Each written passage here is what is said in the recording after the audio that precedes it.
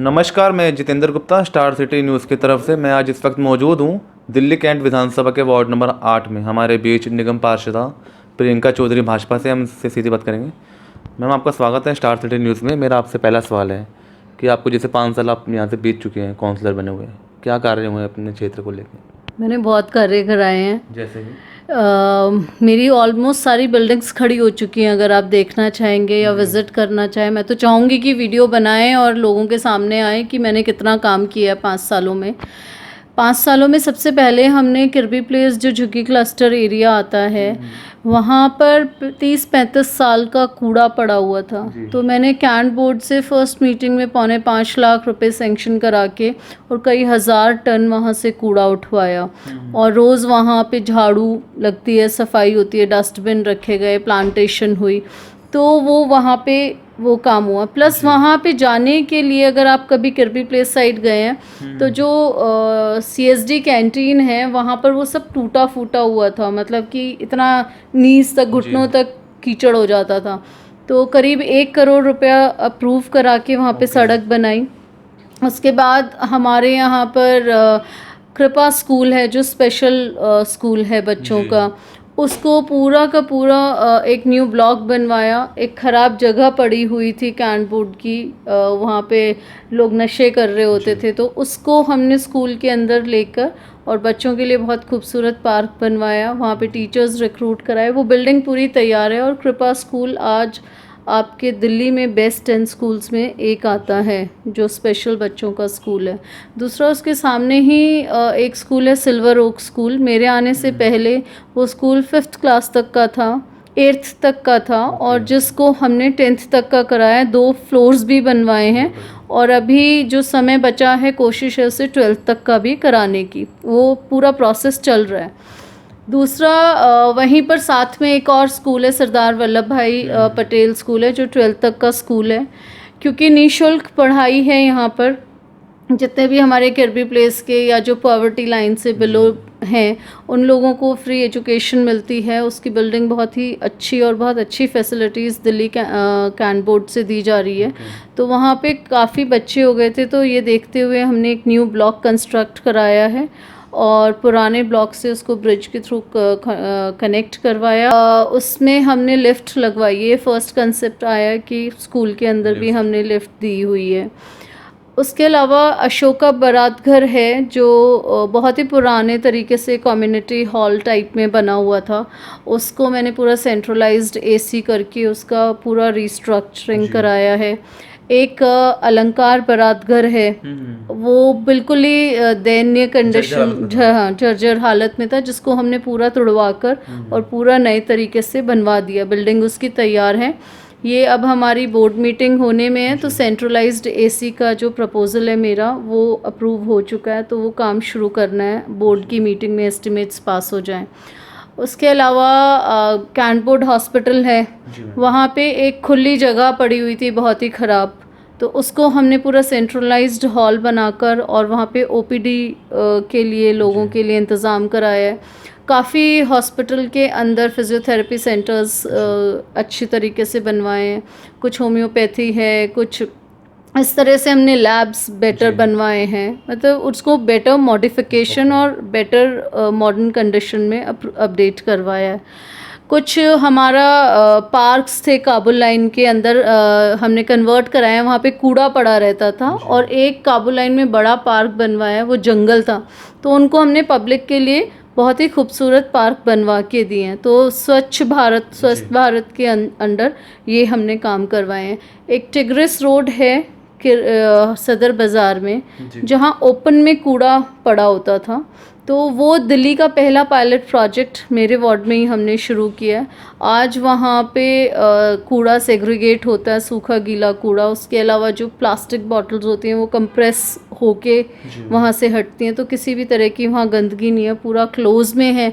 Even मेरी तो मैं हर इंटरव्यू में बोलती हूँ, पता नहीं लोग सुनते हैं या नहीं, कि MCD को इस तरह के काम करने चाहिए कि लोगों को हम स्वच्छता दे सकें, और दिल्ली सरकार को इस तरह से MCD को पैसा देना चाहिए कि MCD के जो काउंसलर्स हैं वो काम कर सकें। दशहरा ग्राउंड हमारे यहाँ पर एक जगह है, वो ओपन था, हमने उसकी बाउंड्री कराई और वहाँ पे इतना धूल मिट्टी उड़ती थी कि उसको देखते हुए हमने उसे बहुत ही खूबसूरत एक ग्रीन फील्ड में कन्वर्ट करा दिया है, ओपन जिम्स लगवाए हैं। तो इस तरह से बहुत सारे काम हमने किए हैं। अभी 35 साल से 40 साल से दिल्ली कैंट के अंदर ये सीवरेज पाइपलाइंस चेंज नहीं हुई थी। जब मैं फाइनेंस में चेयरपर्सन थी तो उस वक्त हमने ये सारा का सारा सीवरेज की लाइंस चेंज करवाई हैं। पूरी दिल्ली पानी में बुरे हाल थी, लेकिन दिल्ली कैंट के अंदर कहीं भी कोई वाटर ब्लॉकिंग नहीं थी। उसके अलावा हम लोगों ने यहाँ पे आरएमसी कराई, रोड्स बहुत बेहतर कराई हैं, चौड़ी कराई हैं।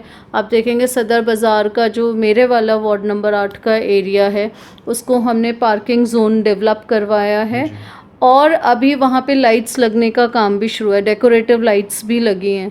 तो वहाँ पे रोड चौड़ा करवाने से लोगों को कन्वीनियंस हो गई है और अंदर हमने सबवेज बनवा दिए हैं, सर्विस लेन डेवलप करवाई है कि लोग कस्टमर्स जो आएँ अपनी गाड़ी बाहर पार्क करें और वो अंदर ईज़िली कन्वीनियंटली वो सामान खरीद सकें, उनके बच्चों को भी दिक्कत ना हो ट्रैफिक का।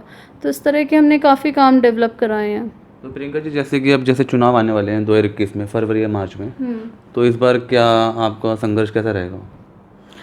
देखिए, अगर इतना काम करने के बाद भी संघर्ष है तो फिर उस संघर्ष के लिए भी तैयार है। मुझे नहीं लगता कि जितना काम मैंने अपने वार्ड में कराया है, इतना काम बिल्डिंग्स तैयार हैं, कोई भी ऐसी चीज़ नहीं है कि मैं झूठ बोल रही हूँ या फेक है, मतलब वो ऑथेंटिक हैं, बिल्डिंग्स खड़ी हैं, इनाग्रेशंस हो चुके हैं।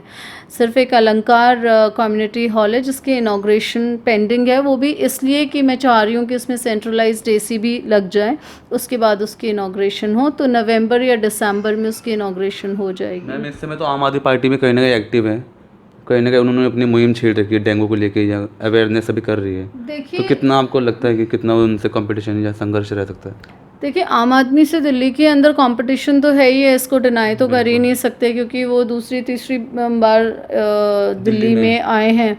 लेकिन आप ये देखिए ना कि वो आ चुके हैं दिल्ली में, लेकिन दिल्ली का डेवलपमेंट क्या है?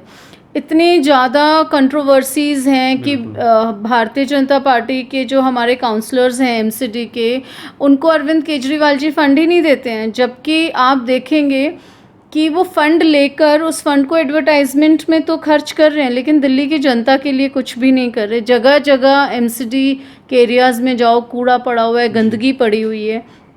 काउंसलर्स काम करना चाहते हैं लेकिन उनको फ़ंड ही नहीं दिया जा रहा, तो वो कैसे काम करेंगे? कोरोना काल को लेकर बात करेंगे, आपकी क्या सेवा रही जब ये महामारी बढ़ी? देखिए, कोरोना काल में भारतीय जनता पार्टी ने तो काम करा ही। हमारे को जो हमारी सांसद हैं श्रीमती मीनाक्षी लेखी जी, उनकी तरफ से भी राहत सामग्री मिली लोगों के लिए, वो हमने यहाँ पर लोगों को बांटी भी। उसके अलावा हम एक संस्था चलाते हैं जिसका नाम है अनंत अभियान, उसकी फाउंडर चेयरपर्सन मैं ही हूँ। उसमें हमने 28 मार्च से लेकर और 24 मई तक करीब 800 से 1000 लोगों को रोज़ हमने खाना दिया है 2 वक्त का, और पूरा न्यूट्रिशियस फूड हमने बांटा है, जो कि रोज़ाना हमारा फेसबुक पे लाइव भी चला है। उसके अलावा जितने भी दिल्ली कैंट विधानसभा के अंदर पुलिस चेक पोस्ट थी, पुलिस ऑफिसर्स थे, उन लोगों को हमने hand sanitiser, fruit juices, mineral water, face protector, shield जो होती हैं, ये सब चीज़ें हमने वितरण करी।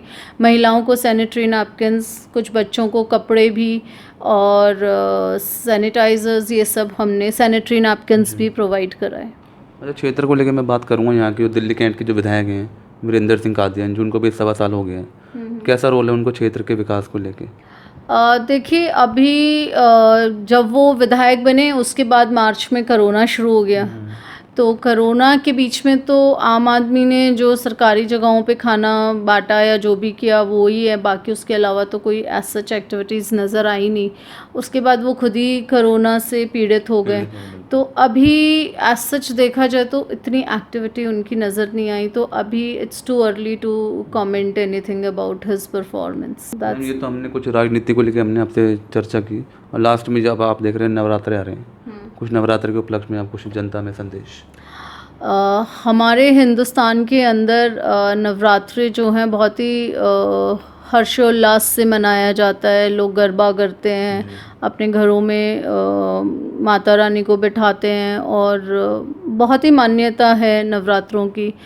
तो मैं तो सबको यही कहूँगी कि ये आने वाले नवरात्रे जो हैं, ये जो कोरोना नाम की एक बीमारी हमारे बीच में है, माँ उसको हमसे दूर करे और सब लोगों के जीवन में बहुत ही खुशहाली लेकर आए। तो ये हमारी सीधी बात प्रियंका चौधरी जी से, स्टार सिटी के साथ मैं जितेंद्र गुप्ता।